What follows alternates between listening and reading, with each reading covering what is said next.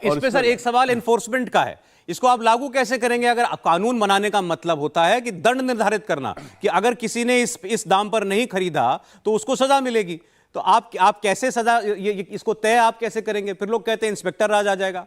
नहीं, इंस्पेक्टर राज की बात नहीं है। हम जैसे चीनी को कंट्रोल अभी कर रहे हैं कि नहीं कर रहे हैं? अगर चीनी को कंट्रोल कर सकते, चूंकि वो उद्योग है, संगठित क्षेत्र है, किसान असंगठित है, तो हम किसान के पक्ष में सरकार को क्यों नहीं कर सकते? हमको उस धारा का उपयोग करना चाहिए। दूध की मिनिमम जो लागत है वो 45 रुपए लीटर है। दूध बहुत सारे क्षेत्रों में 20 रुपए 25 रुपए बिकता है जी, और बाजार में उपभोक्ता को भी 60, 70, 80 रुपए से कम कहीं पूरे देश में नहीं मिलता। ठीक है, तो हम उसको कंट्रोल कर सकते हैं, जहां जहां कर सकते हैं उसको करना चाहिए। ठीक। टीटू साहब कुछ कह रहे हैं शॉर्ट में? सर मुझे मैं शॉर्ट में इतना ही कहूंगा कि सरकार को अब क्यों देरी हो रही है ये तो सरकार बता पाएगी, लेकिन इसके फायदे आपको और भी बहुत होने वाले हैं। तो आप ही सरकार हैं। मैं वही बात कह रहा हूं, मैं वही कह रहा हूं। हमने हम्बली अपनी बात, देखो जैन जी का वहां जाके अब जैन जी को जो बात कही जाएगी वो एज ए विपक्ष के नेता नहीं होगा, वो एक किसान परिवार से भी जुड़े हुए हैं, उनकी बात को मुझे लगता है बहुत सीरियस लिया जाएगा। और मैं आपको बता रहा हूं कि किसान को जो आप लोन माफ देते हैं, जब किसान के घर में पूरी वैल्यू जाएगी और उसको अपनी फसल का भरमार मिलेगा, तो क्यों वो बार बार आपसे लोन माफी की बात करेगा? आप जो रेवड़ियां बांटने की बात करती है, कोई सी क्षेत्रीय सरकार हो चाहे केंद्र सरकार हो, ये रेवड़ियां बांटनी भी बंद हो जाएंगी। सरकार को किसान को जरूरत ही नहीं पड़ेगी तो आपसे लोन माफी की बात। एक आज का आखिरी कमेंट कौर साहब से हम ले लें। कौर साहब, ये भी बड़ा महत्वपूर्ण और लोगों के मन में बहुत सवाल, इसको लेकर के जवाब चाहिए। समाधान नहीं तो आगे क्या क्या होगा?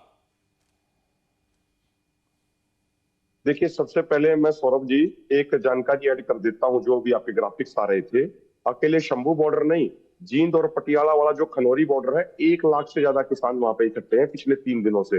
मैं प्रार्थना करूंगा अगर मीडिया वहां पे आके देखेगी तो पूरा देश उसको भी जानेगा। 2 बॉर्डर, 2 नेशनल हाईवे पे किसान बैठे हैं। रहा सवाल इस बात का कि भाई आगे क्या होगा, अगर बात नहीं मानी जाएगी तो फिर हमें दिल्ली जाना है। दिल्ली हमारी भी तो राजधानी है, अकेला राजनेताओं की तो राजधानी है नहीं। भाई हम अपनी राजधानी में अपने देश की सरकार से शांतिपूर्वक तरीके से अपनी बात करने जाना चाहते हैं। उसमें सरकार को दिक्कत क्या है? और मैं आपको एक ये चीज दिखा दूं, ये पूरे देश को ये चीज देखनी भी चाहिए सौरभ जी। एक मैं अंतिम चीज ये दिखा रहा हूं, देखिए ये मैंने फोन करके किस तरीके से कल खनौरी बॉर्डर पे, जींद पटियाला बॉर्डर पे SLR से सीधे 12 बोर के राउंड फायर किए जा रहे हैं। 20 से अधिक किसानों को ये 12 बोर के राउंड लगे हैं। यहाँ पे ऐसे हालात बना रखे हैं, आप आके देखिए। अगर ये हालात चाइना वाले बॉर्डर पे बनाए होते ना, तो चाइना हमारी 1 इंच भी जमीन कब्जा ना कर पाता, जो आज यहाँ किसानों के लिए बढ़ा दिए गए हैं। अरे देश के ऋणदाता हैं। कोरोना के टाइम जब देश की अर्थव्यवस्था 23% कम हो गई थी ना, उस समय देश के किसानों ने कोरोना काल में अपनी जान हथेली पर रख के कृषि क्षेत्र को 3.8% की दर से पॉजिटिव ग्रोथ कराई थी, पूरे देश के भंडार भरने का काम किया था। हम तो सिर्फ इतना कह रहे हैं कि भाई जो हमारा MSP जो सरकार घोषित करती है, कृपा करके कम से कम वो हमें दे दो, बाकी चीजें हम अपने आप देख लेंगे, हमें और किसी चीज की चिंता नहीं है। उम्मीद देखिए सारा देश कर रहा है कि टकराव की स्थिति ना बने, किसान भी अपने घर जाएं। सरकार अगर कोई रास्ता इसमें निकाल सकती है तो जरूर निकालना चाहिए। वो किसानों को खुशी देने वाला फैसला हो, बहुत अच्छी बात है, लेकिन ये झगड़ा झंझट ये नहीं होना चाहिए। देखते हैं, उम्मीद कर रहे हैं अभी थोड़ी देर में जो बातचीत होगी उससे क्या निकलता है। बहुत शुक्रिया चौधरी पुष्पेंद्र सिंह जी, अभिमन्यु कोहर जी, नरेश सिरोही जी, इंद्रजीत सिंह टीटू जी, बहुत धन्यवाद आपका जुड़ने के लिए हमारे साथ।